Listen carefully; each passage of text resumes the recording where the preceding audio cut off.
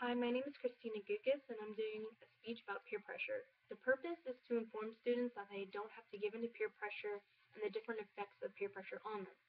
Students can be pressured or bullied into doing many things they might not be comfortable with.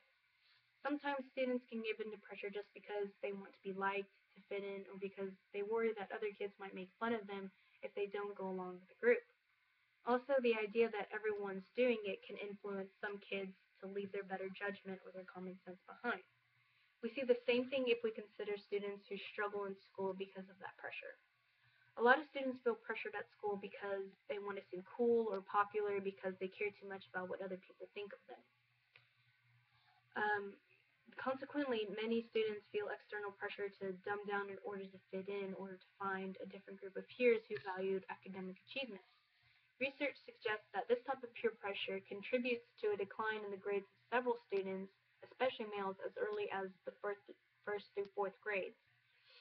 Sometimes kids may not exceed to the level that they can because they feel they might be made fun of for being too smart or too dumb. Some students don't live up to their expectations because they want to fit in with a group. When students are bullied in school, at times they overall stop trying to do good.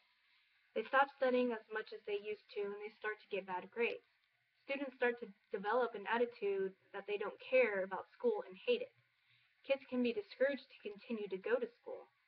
There could be an increase in the number of students that drop out of school because of the stress that is being put on them. Some students might feel the need to skip classes to avoid a situation where they are being bullied. Um, Being pressured into doing drugs can also be another major contributing factor to peer pressure. Kids feel the pressure to do drugs just because their friends are doing it if they want to feel accepted by them. When students do drugs to feel accepted, it can lead to drug abuse. Studies show that an increased tendency to do drugs has often got a direct connection to the influence of their friend circle.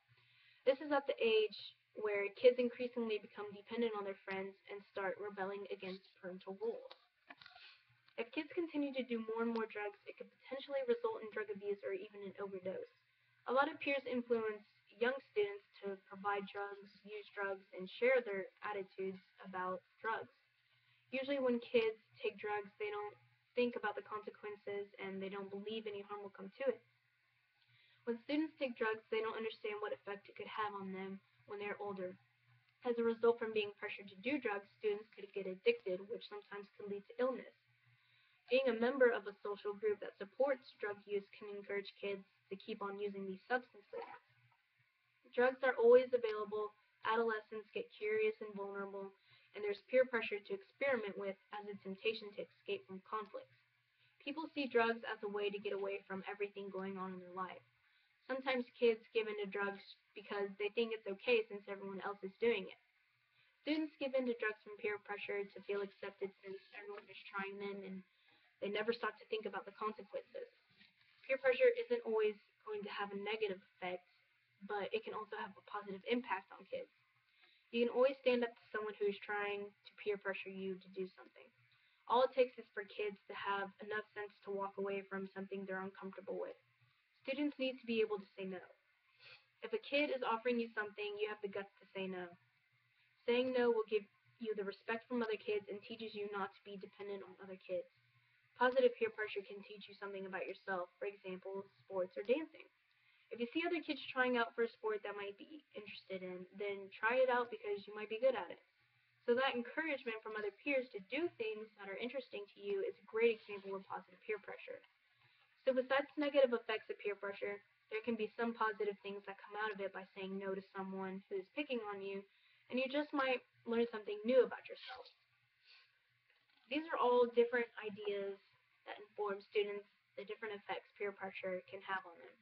In conclusion, negative peer pressure can affect a student's performance in school because they want to be cool or feel accepted.